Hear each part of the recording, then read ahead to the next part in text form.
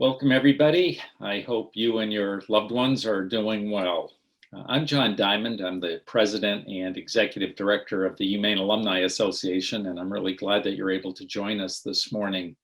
I took a look at our registration list, and we have virtual attendees today from 13 states and one person from overseas. So that's pretty impressive. We're really pleased that we've got such a breadth of range with our attendees today. We also have alumni ranging from the class of 1952 all the way up to the class of 2022, somebody who has not quite graduated. We also have a lot of UMaine friends who are not alumni, but who have joined us as well. Everybody's welcome. Thank you so much for being with us. Today's topic is a great one to get our minds off the stresses of life. It's summer gardening, and our presenter is Kate Garland. Kate is a horticulturalist with UMaine's Cooperative Extension office. She's also a UMaine alumna. She has her undergraduate degree in botany and got her master's in horticulture. We're going to start today's session with a presentation by Kate and followed by a Q&A session. And we've received a few questions in advance of today's session, so thank you for sending those in. And we'll also be taking other questions from you as we go along. If you'd like to ask a question, there's a real easy way to do so. Take a look at the bottom of your screen. You'll see a little speaking bubble. It looks like what you see in a comic strip. That's the chat button. So if you want to submit a question to Kate, just click on that bubble, type in your question, and hit the enter or return key on your keyboard. And we'll get to as many questions as possible during the hour that we have available. Also, just to let you know, we're recording this session, so if you want to watch it again or you want to share it with others, we'll be posting it on our website, and we'll be letting everybody know the link so that you can watch that and refer to others. So with that, I'll turn it over to Kate, and she can get us started. Thank you for joining us, Kate. Thank you for having me. I'm going to try to gracefully share my screen here. I really appreciate the opportunity. Can you see my PowerPoint? Yep. Great. Okay.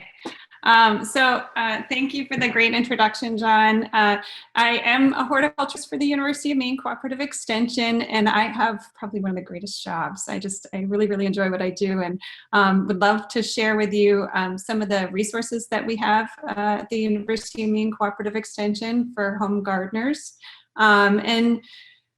We only have so much time to work with, and gardening is such a huge topic to talk about. So what I plan to do is start by sharing some resources that you can tap into later so that you can know where to find current research-based, unbiased information on gardening, so that as you inevitably encounter questions along the way, you know where to go to first.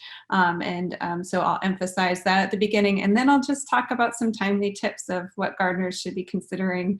I have to apologize in advance to those gardeners that might be in very different growing climates, because my tips are going to be focused on gardening in Maine, but I will talk a little bit, hopefully, about resources that you can look into in your states as well.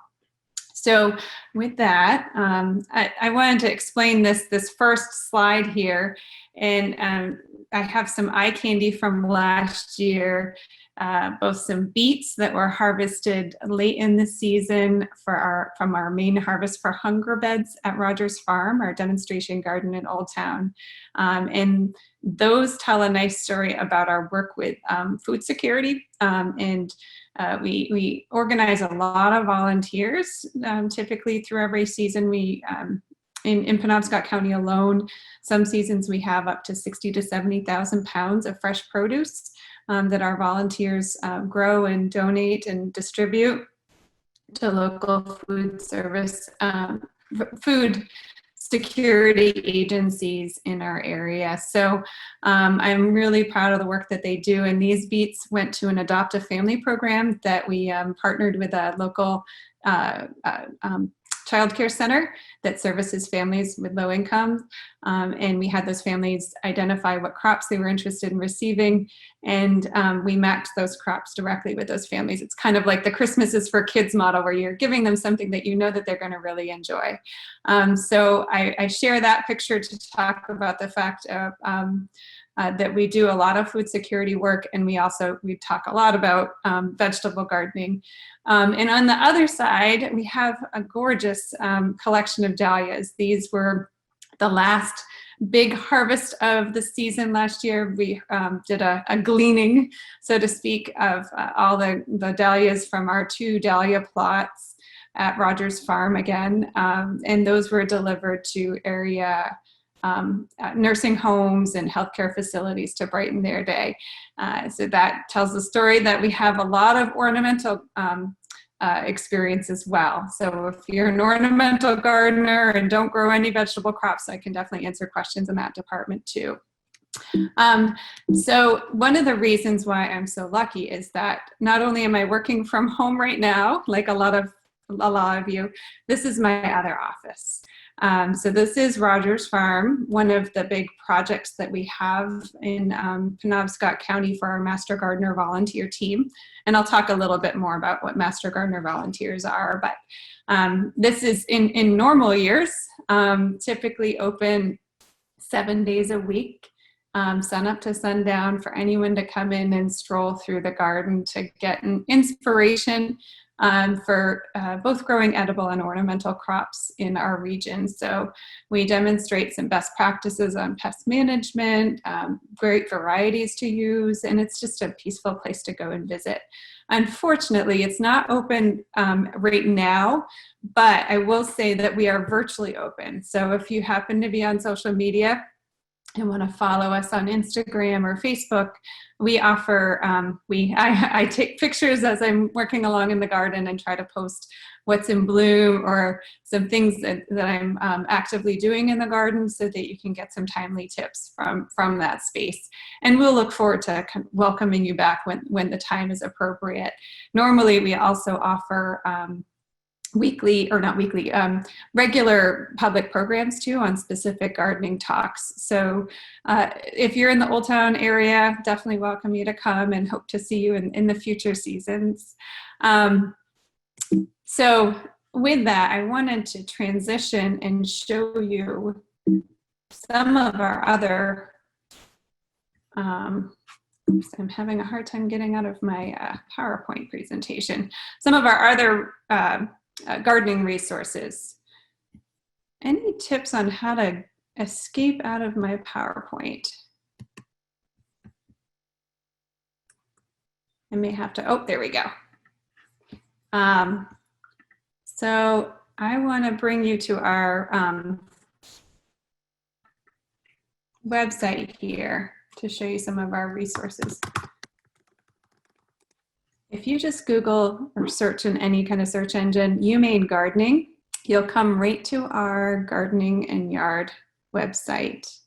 And this is where you can access bulletins, ask a gardening question, get your plant disease problems diagnosed, identify plants that might be growing in your landscape. I know a lot of folks are paying more attention to your landscape and seeing things that you'd like to know what they are and whether you need to deal with them or not, or be excited about them. So you can tap into any of those resources right online. You can see any upcoming classes or events here and register for those events. And then you can learn more about our volunteer opportunities, which are still happening, but more in a stay-at-home lens right now. Our team of horticulturists throughout the state have done a great job pivoting and offering more learn-at-home opportunities for our volunteers, but we've also been able to use the existing programs, such as the Maine Home Garden News that we've had for a long time, as resources for folks that are learning at home. So the Maine Home Garden News, I'll just click on that and show you that.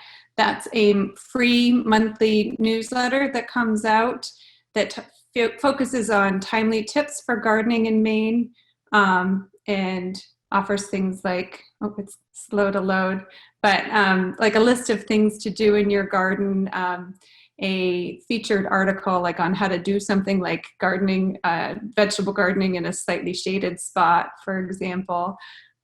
We have gardener profiles, which are kind of fun to hear personal stories of what, unique gardeners are doing. We had a person that was very passionate about magnolias featured in the last month's article.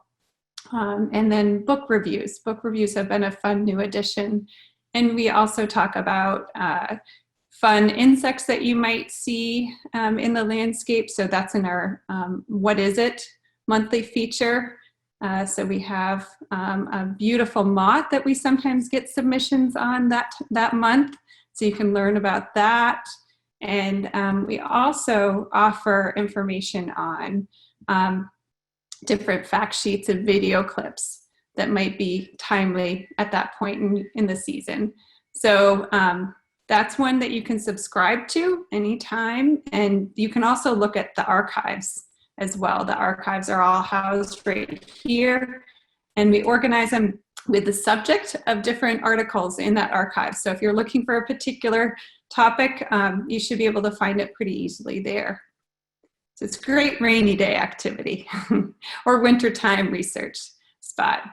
I'm clicking on Growing Maine Gardeners because that's where we've compiled a lot of our new Learn at Home opportunities. So Victory Garden for me has been a really fun one for all the new gardeners that are getting out there that we really, really want to have a successful season. So they'll keep gardening. And so a team produced a number of videos that are about 14 to 15 minutes long on a variety of topics. So you'll see here that we go to the where to begin, and that focuses on site selection, how to assess your soil, how to look at drainage and soil texture and sunlight conditions, to actually planning out your garden, talking about plant families and crop rotation. So all of those are in these little videos, and you can really dive in. And I mentioned that it's for beginner gardeners, but it's also the seasoned gardeners can get a lot of good information out of it too. So I definitely would encourage you to check those out. One of the more recent ones on the 16th was how to water your garden, which I'm sure a lot of you are thinking about and doing. Just like myself, I'm spending a lot of time watering the garden right now because it's been so dry. So Victory Gardens for me is one. We have live office hours, Monday through Friday, 11 to 1, that you can jump into. It's basically an open Zoom meeting. And we have staff that have committed to having an hour or two each week that we just have a Zoom meeting. And I'll be honest with you, my Zoom meetings are usually in the garden. I'm waiting for someone to pop in if they have a question. And I think my colleagues are doing kind of the same thing. We're all multitasking at the same time, and we're always happy to have someone jump in with a gardening question. And you can access that through the phone too. So we have a phone number linked to that Zoom meeting. So if you don't have easy computer access, that's another way to tap into it. So those are our virtual office hours. I'm just kind of perusing through our website. We have some webinars, and also unique to this time is we provide some guidance for community gardens, including school gardens, some guidelines, some best practices in this time of social distancing, because we really want to look at this through the lens of safety for all.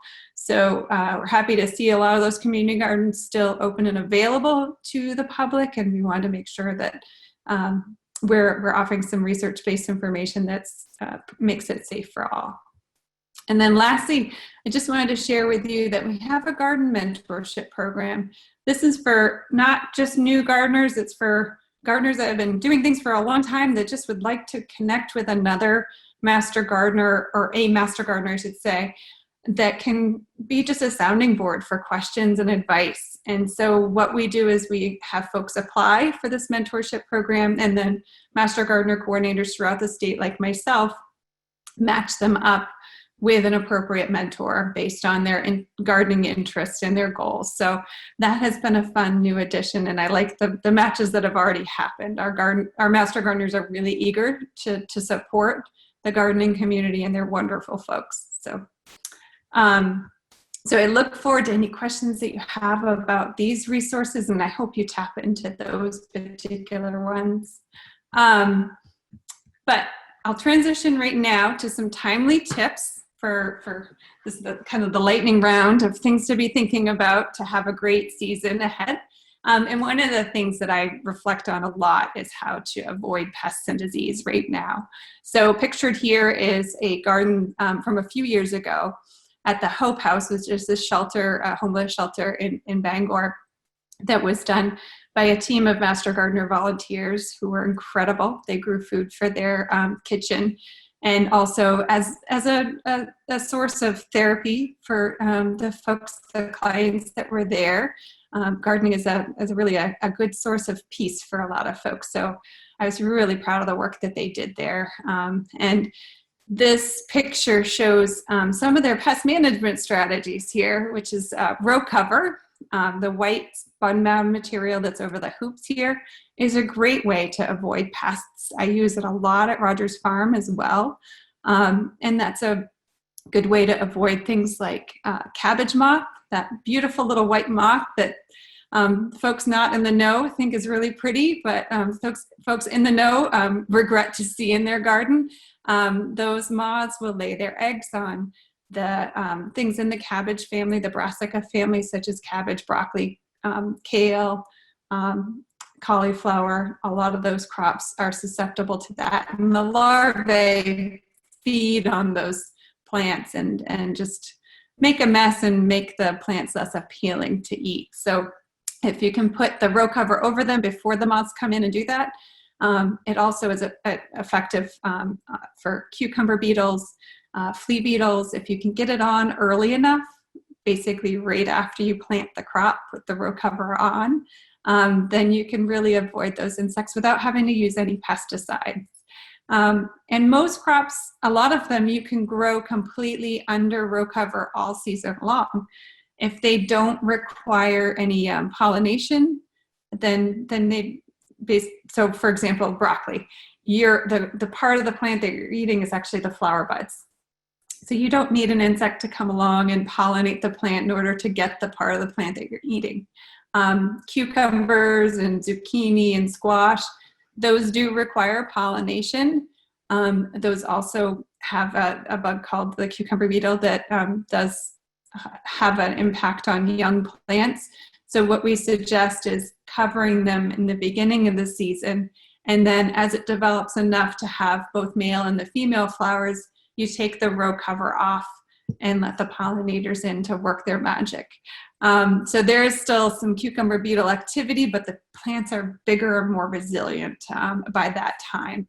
So that's just some examples of how row cover can be beneficial.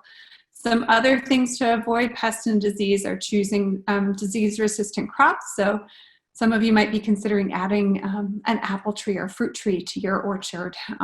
And you can choose varieties that might be scab resistant and other resistant to other diseases. So do your research ahead of time if you can. Try to avoid those impulse buys. It's kind of like going to the grocery store with your grocery list versus just kind of winging it. It's important to go to a nursery with your research done in advance so you can avoid doing what we've probably all done as gardeners is buy a plant that looks good and not have a plan for it. And again, just see what you can find for disease-resistant crops. Cucumbers are another good example. You can find some cucumber varieties that are resistant to powdery mildew, which is a common problem in vegetable gardens. And then your problem isn't as prevalent if you can get those varieties in. And it is not too late to plant cucumbers. A lot of times people think that you have to plant those at the end of May and early June and then you're done, but you can still plant those right now. I put a picture of our beautiful peony plants from Rogers Farm. This was taken just a few days ago as an example of a way of avoiding disease. Botrytis is a fungal disease that is common in peony plants. And so as you're enjoying the flowers, cut them, bring them indoors, and then anything that you miss or leave on the plant, you want to clean those up as soon as possible. Because good sanitation is a really important strategy to avoiding diseases in that case. Clean them up, get rid of any decaying debris in your garden, anything that was remnants from last year, so that if there is any pathogens, that source of inoculum to reinfect the plant is not there and is less likely to cause a problem in the future. So those are some kind of tips on how to avoid pests and disease. It's a whole huge topic. One other thing that I will touch on is making sure that you're monitoring your garden really frequently. I guess that's one of the number one things too, is to get out in your garden on a daily basis if you can. A colleague of mine, when she did a talk on garden design, she'd show pictures of her own home garden, and I always admired it because it was really, her garden was right in between where she parked her car and her front door. And so that tells a story of how important it is to really put your gardens, if you're siting new gardens, think about trying to put it right in your daily routine, in your daily paths, so that you can see your garden, know when things need to be harvested, to put it in a positive note, but also catch problems early. And address those problems early. And if you happen to see any issues that are concerning, like a mysterious insect or a spot on your leaf, work with us to identify what the problem is as soon as you notice those things. That's what we're here for, and we're more than happy to help. I get a lot of moldy tomato pictures, and yesterday's fun one was a slime mold that is very aptly named dog vomit slime mold. And it does look like dog vomit. So people see these things pop up and they send us pictures, and there's never a dull moment in my email box.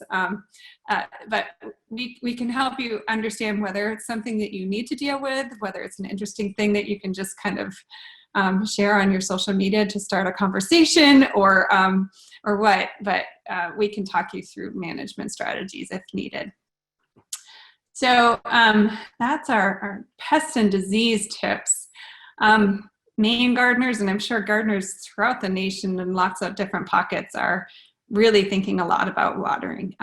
And especially with vegetable crops, what we're eating has a high percentage of water. And so the yield overall is really impacted by the amount of moisture that those plants have access to throughout the season.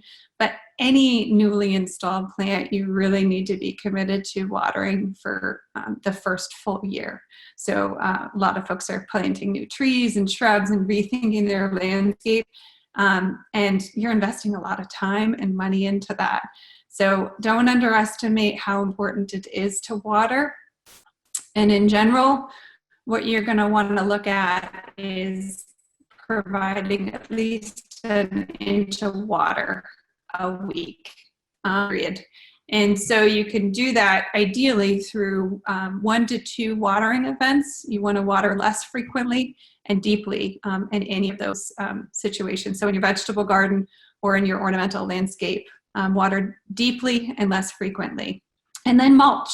Mulch is really what I'm focused on at Rogers Farm right now. So I'm going to be putting down some more straw today, and I do like to use compost as a mulch. A lot of folks don't think of compost as a good mulch, but it's a great mulch. It definitely builds soil health at the same time as looking beautiful. If you've got a good finished mulch or a good finished compost, it can oftentimes look almost exactly like a dark softwood bark mulch. And it doesn't accumulate too much, which is a problem sometimes in ornamental gardens. When you put bark mulch over and over again, you can get too thick of a layer, and that can cause some disease problems. So consider compost as a mulch alternative in your landscape. And shredded leaves are very inexpensive or free. So that's a nice mulch I use those around my cabbage plants and such. There's a lot of great options there. Weeds are another thing to be dealing with right now. And if you can deal with weeds while they're young, that's ideal. You can really, I came through our gardens between our onions the other day and just took a wire weeder and scraped out those young weeds, and I just left them on top of the soil because in the hot, dry weather like this, they will get fried and they won't reroot, and it's, you don't have to pick every single one out. So that is one benefit of having it be so hot and dry. I shared this screenshot of our YouTube page here, where we have demonstrations on a number of different tools that are available on the market, and it's shocking actually how many views some of these have had. Actually, if you look at this double-wheeled hoe, there's been 235,000 views on how to use this tool and what this tool looks like. And I'm a very visual learner, so I really like that this resource is out there. So if you're looking at investing in a good weeding tool, I highly recommend doing a Google search and looking at Zero Seed Rain YouTube channel. It sounds kind of boring to some people, but it's exciting to me, and especially if you're dealing with a lot of weeds, I would highly recommend checking it out. So when I say weed seed rain, what I'm talking about is literally like trying to minimize how many weed seeds drop onto your soil. And I'll tell you about one of many examples of weeds that produce huge amount of weed seed rain. So common mullein, which is a roadside weed that you usually see, it has a really long stalk and a set of fuzzy basal leaves that are close to the ground. That plant in particular, on average, one plant can drop around 175,000 seeds. That's 175,000 seeds per plant. And research has shown that seeds that have been in the soil seed bank for 100 years have still successfully germinated. So if you think about that plant and years and years and years of those seeds accumulating and how long those seeds can stay viable, it can keep you up at night if you're a horticulturist. So when you're out in your garden, you don't have a lot of time, focus on those weeds that you can see seed pods right now. So shepherd's purse is one that I see right now at Rogers Farm. I'm getting those. If I have a couple extra seconds, I'm making sure those are out of the garden before those seeds get dropped onto the soil surface and get added to what we call the seed bank of the soil. And if you can minimize that, you're helping yourself out in the long run big time. I know we don't always have a lot of time in our garden, and sometimes life gets ahead of us too. So thinking about mowing areas that you can't seem to manage that get really ahead of you is another way. So mowing and bagging those weed seeds and getting them out of that space so you're not having them haunt you as much in the long run. The other timely tip that I want to offer you, and I'm not sure if you can see my whole, there we go. I don't know if Zoom settings, if you can see the little thumbnails of people, but I wanted to mention that you can actually still plant a lot of things, and knowing when to plant is really important. You can have a terrific fall/early winter garden by planting things like beets and broccoli and cabbage and carrots well into the summer months. So I have a circle around column in one of our bulletins on, I think it's, if you search UMaine vegetable planting chart, this should pop right up. It's also on the website that I mentioned earlier under vegetables. And it gives you information about how much you would expect out of a particular row or plant in the first column, or in the second column, how many ounces of seed or number of plants you would need to put per row, distance between rows, distance between plants within the row, depth of planting. And right now is what you want to be looking at is the planting date in central Maine. And there's an asterisk there because the suggestion is if you're in southern Maine You could plant a little bit earlier, and if you're in northern Maine, about 15 days, 1 to 2 weeks earlier, and vice versa, 1 to 2 weeks later if you're in northern Maine. So a lot of people are really surprised at the range of dates that you can plant things. The key is knowing for the particular crop that you're growing, how many days to harvest is expected, how many days it's going to take to get to that point of harvesting for that crop, and also your fall frost date. And you can look that up online pretty easily for your particular area. Oftentimes, if you just Google fall frost date, there are a number of calculators out there. There's there's a lot of variation on how precise those are, but it can give you a target timeline to work backwards from.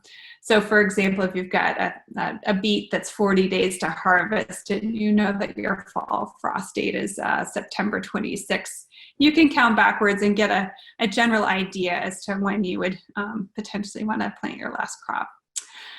So I'm going to stop there for right now. I know we're kind of coming up on halfway through, and I am guessing that you might have some questions, but I did want to share a picture of what my office looks like. I am one of many county staff, and we are throughout the whole state. Each county has an office. There's a couple counties that have shared offices, and then Aroostook County, for geographical reasons, has 3 offices. Mine is located right by the airport in Bangor normally, and so this is what our front door looks like. And my phone number, you can still call this phone number and leave a voicemail message. It's 942-7396, and I'm guessing they might be able to sneak in my contact information in the follow-up email, and my email address is right there as well.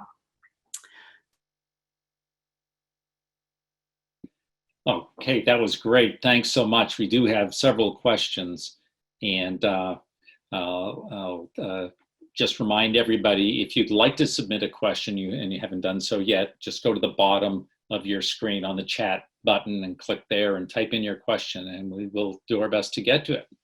First question up, Kate, is how should I take care of my clematis and balloon plant after flowering? Will it bloom again this summer? That's a good question. And like so many of our gardening questions, kind of is responded to with another question. So if they have time and are available, can they put in whether it's a spring flowering or summer flowering or late summer flowering clematis, because that can impact when you would prune it. And it might be best for them to follow up with me directly on that one.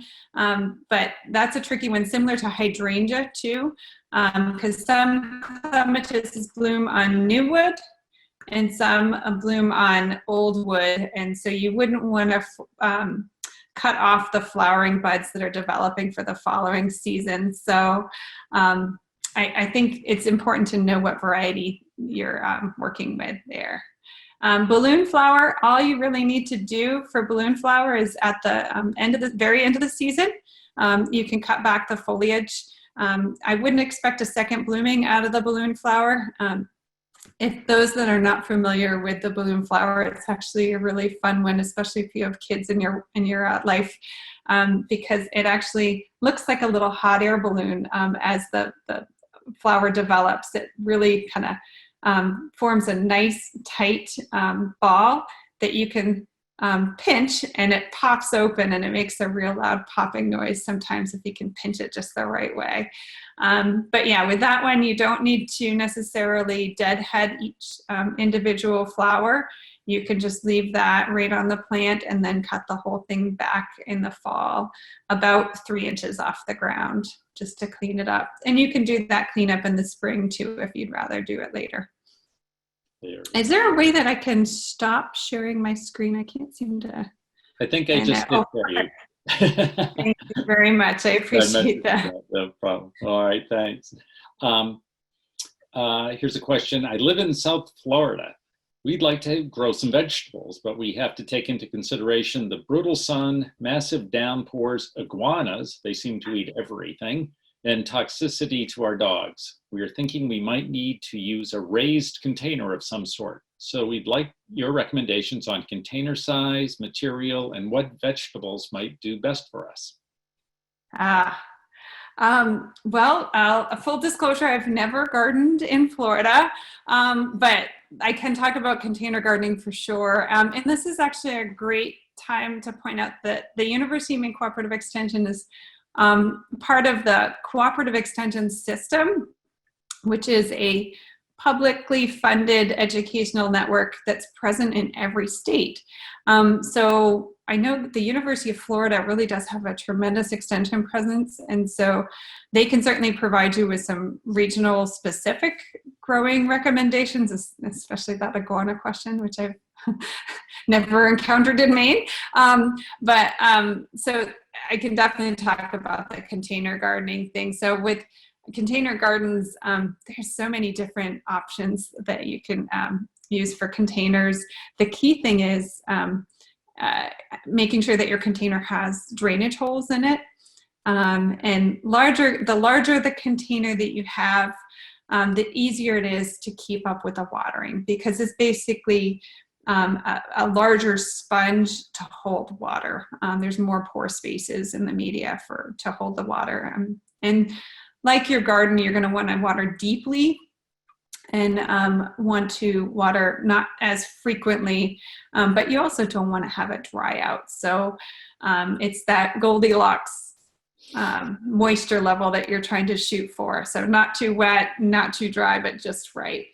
And when you're filling those containers, you're going to want to use a soilless container garden mix, meaning something that's based on like with a peat moss or a compost-based substrate that has other ingredients such as perlite and vermiculite. There are some other products out there that have like coconut, coir is another media.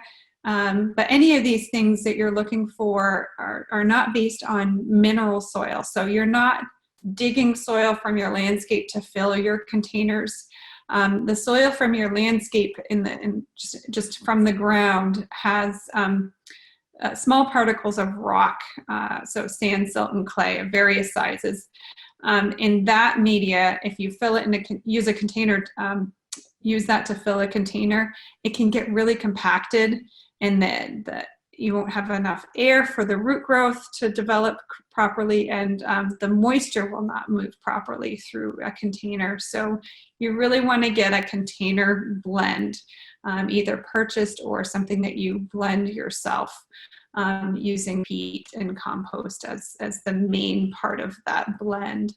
And with larger containers, I like to recommend that filling about a 1/3 of the way full with some kind of filler to improve drainage, but also save you some money so that you don't have to spend so much on that potting mix. It can get kind of expensive to fill really large containers. And so what I've used in the past are like old soda bottles where I put the cap back on and just put a few of those in the bottom of the container. And again, only about 1/3 full, and then fill the rest of that with the potting mix. If I'm using 4-inch pots and transplanting plants that are in 4-inch pots, sometimes I toss those. I put them upside down and I stack them around there, and that's my filler.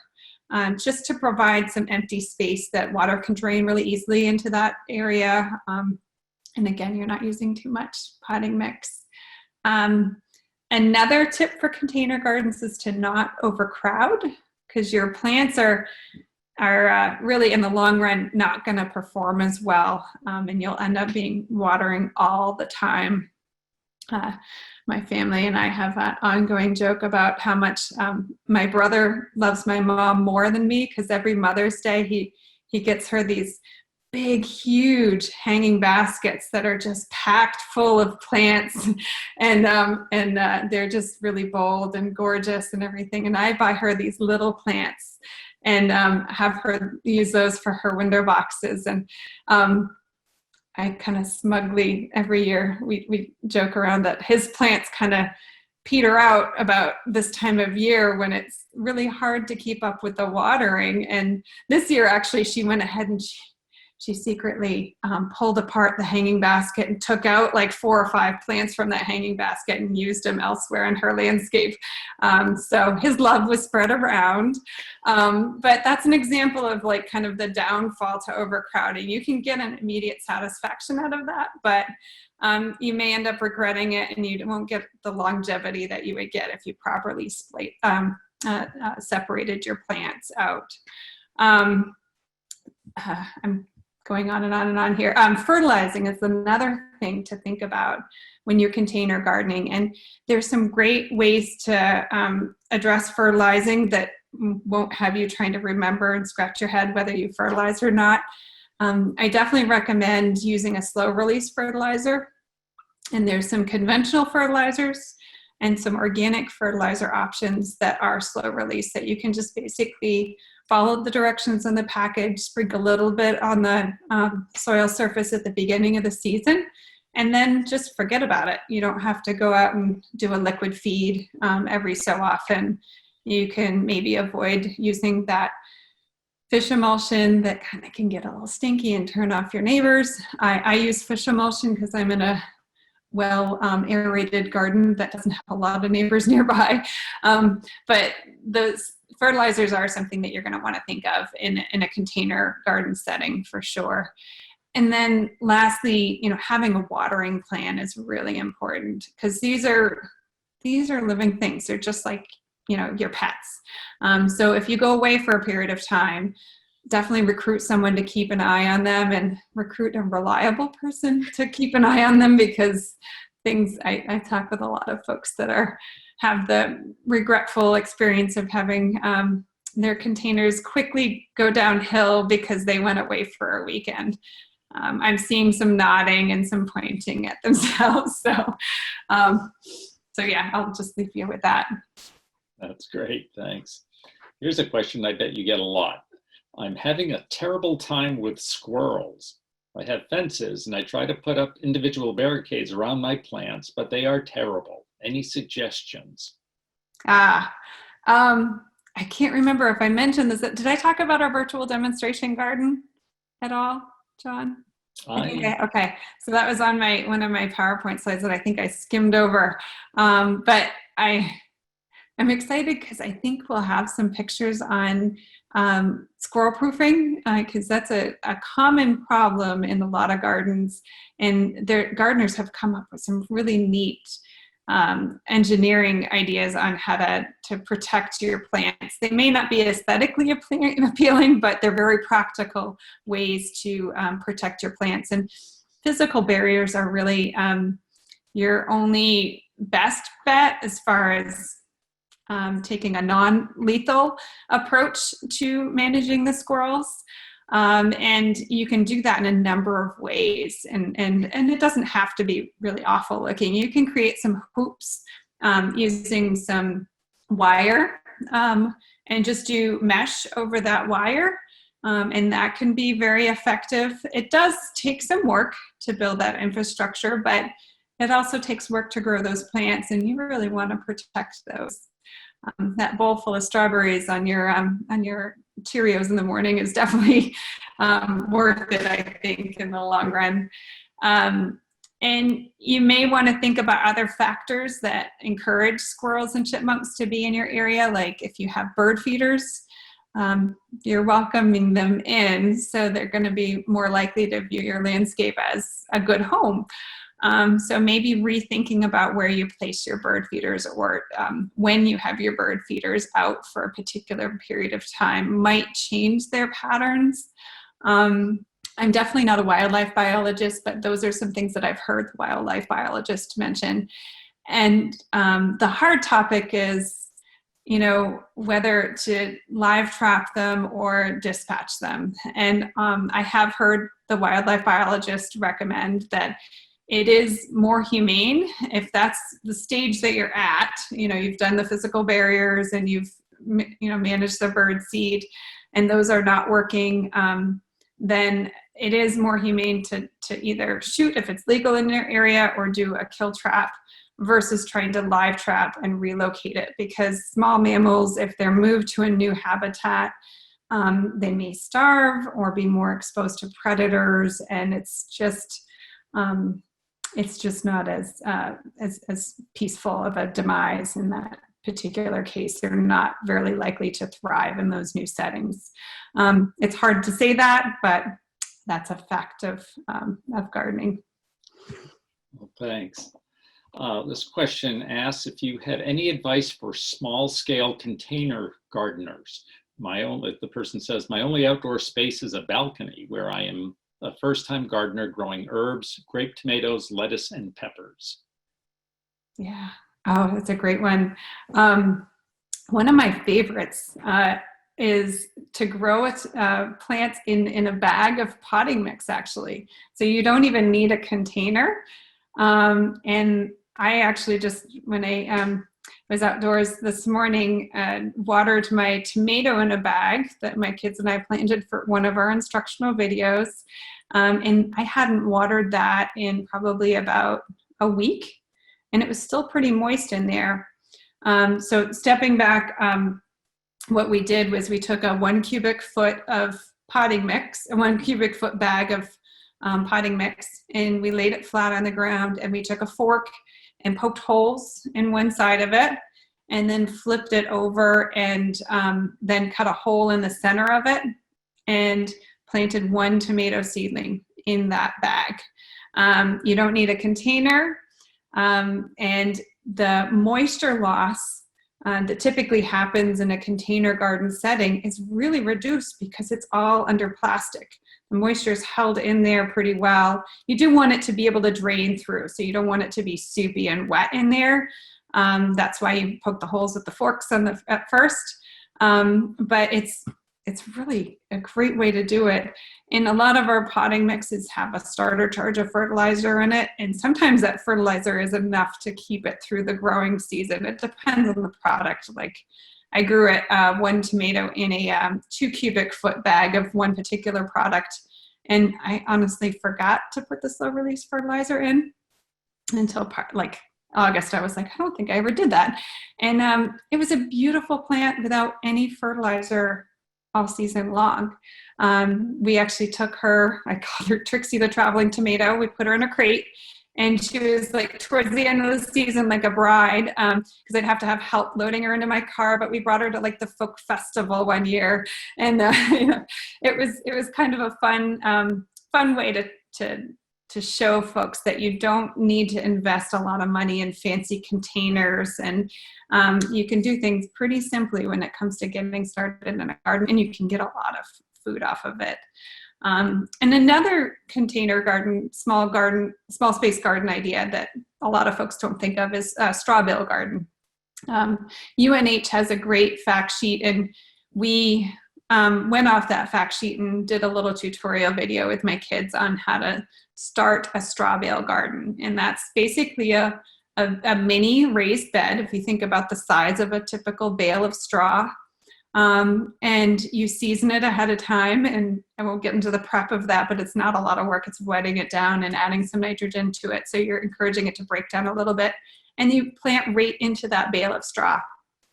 And so you can do that, and you don't have to have any construction. You don't have to get the hammers and nails out and saw boards and then lug loam into your spot and build that raised bed.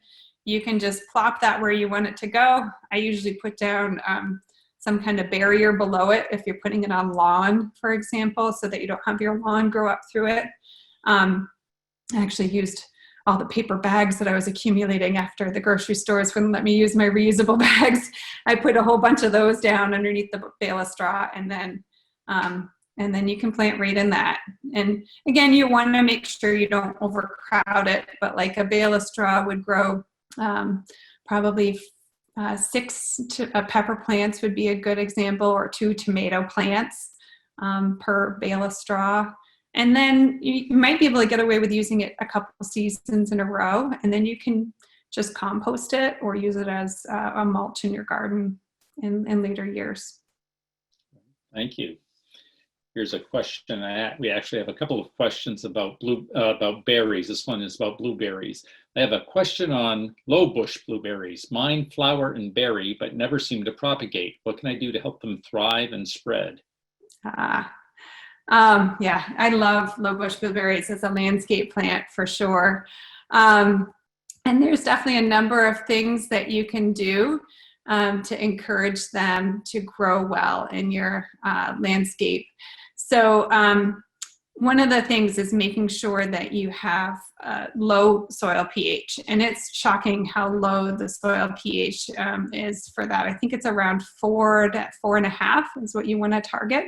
So I would start, if you haven't already, with a soil test, and a Maine soil testing service is where I would recommend to go for that. Instead of doing something off the shelf at a hardware store, you can get a lot more good, reliable information out of a soil test from the lab. And it's around $18 for that test, and it'll provide you with information about pH, nutrient levels, organic matter levels, and very importantly for edible crops, whether you have lead in the soil. So it just helps you eliminate that potential concern with edible crops.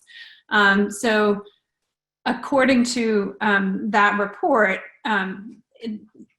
you would adjust the pH as needed, and the report will tell you literally how much of whatever amendment you would need per 1,000 square feet, and you just adjust the math, and we help people walk through that process too, and then go out and buy what you need for a soil amendment, reduce the pH, and that will both help the plants thrive and also help with weed management as well. And so that is one factor to consider. And then also low bush blueberries really grow well in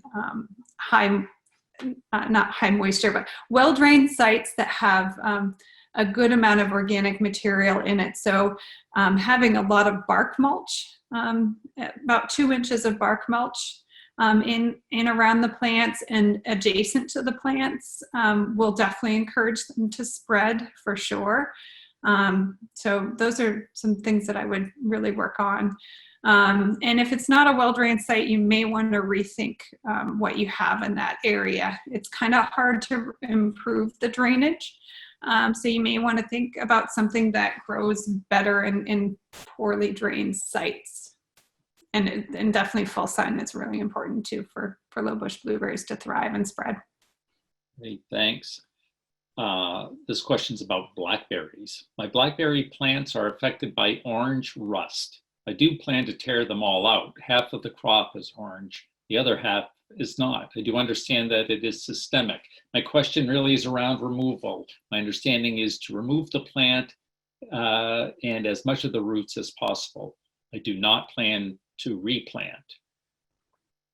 Okay. So the questions are, does this pose any health risks to me? Do I need to wear gloves or a mask? And are there other plants that this also affects other than purple raspberries? So I guess there's the question. Yeah, I think so. Rust and brambles is a problem, pretty serious problem. You definitely don't want to find it because it means you do need to rogue out those plants. It's one of the diseases that is systemic within the plant, and once you see it, it's really not a lot that you can do. In general, plant pathogens do not specialize in infecting people, so there shouldn't be any human health concern managing that one.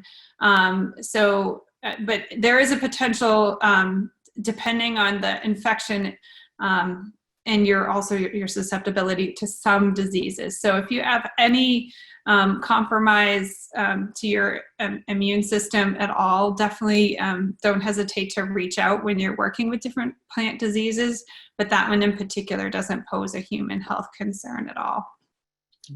Thanks. This question says, I have a lawn absolutely full of creeping Charlie. Looks like Swedish ivy. And it encroaches on all of my flower gardens. Insanely invasive. Not sure if it's possible to eradicate now. I know every mowing spreads it more, but this time it seems hopeless. Any advice? I say this with all complete respect, but my first suggestion is to consider tolerance. And to consider changing your perspective on the weed, but that can be easier said than done. And I fully respect folks that do want a different aesthetic in your yard. But I am seeing a shift in public's perception of what a lawn should be, and I'm happy about that shift, honestly, because it helps us save our time and energy and frustrations in our landscape, especially around lawns, because there are so many things that want to grow in our lawns that are not turf. And Creeping Charlie does provide some really important food sources for our beneficial insects, in particular our pollinators. So that is one thing to consider. That particular plant is a little bit more susceptible to boron toxicity. So there is some research on using some mild solutions of boron in lawns to try to basically kill off that plant, but not so toxic that it could actually kill off your turf as well. So if they wanted to contact me, I could get some of that research out to them. There are some broadleaf herbicides as well, but it's not one that will quickly be eradicated by one herbicide application. And then you'll find yourself with, if it's a significant part of your lawn, big significant empty patches in your lawn. So you need to be prepared for that next step of reseeding. I always recommend when folks have issues with turf growth is to do a soil test.